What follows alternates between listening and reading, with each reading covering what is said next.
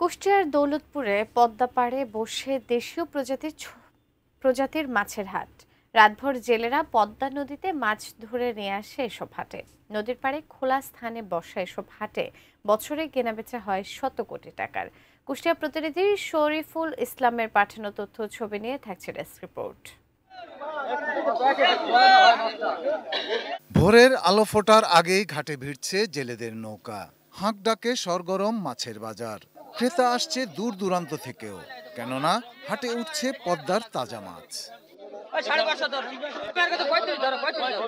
কুষ্টিয়ার দৌলতপুর উপজেলায় পদ্মা নদীর পাড়ে আবেদের ঘাট, বৈরাগীরচর ঘাট, ভাগজোত ঘাট সহ কয়েকটি স্থানে বসে মাত্র ২-৩ ঘন্টার এসব হাট। বেচা বিক্রি থাকে চাঙ্গা। মেলে পদ্মার ইলিশ, চিংড়ি, বাইম, বেলে, ট্যাংরা, কাতল, বোয়াল সহ বিভিন্ন প্রজাতির টাটকা মাছ। ওই মাছ কিনতে সাধারণ ক্রেতার পাশাপাশি ছোটেন পাইকারি ও খুচরা বিক্রেতারাও। সকাল ৬টা থেকে ৯টা পর্যন্ত বেচা কেনা শেষ। মাছ মারা তো কোনো শিওর নাই, তো নদীর মাছ বুঝেন না, নদীর মাছ এই আছে এই নাই।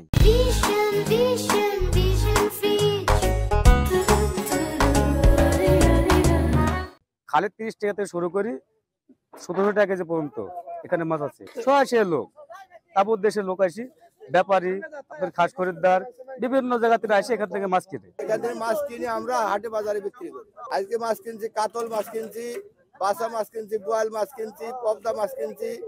উপজেলা মৎস্য কর্মকর্তা জানালেন, এসব হাটে বছরে শত কোটি টাকার বেশি মাছ বিক্রি হয়।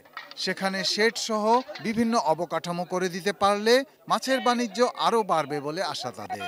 আমরা আমাদের ডিপার্টমেন্টের মাধ্যমে প্রস্তাব আকারে পাঠানোর চেষ্টা করব এবং এ পর্যায়ে স্থানীয় সরকার থেকে যদি কোনো ব্যবস্থা নেওয়া যায়, আমার মনে হয় এটা আরো তড়িৎ সুফল বয়ে নিয়ে আসবে। Shahidul Rana, desk report, ATN news.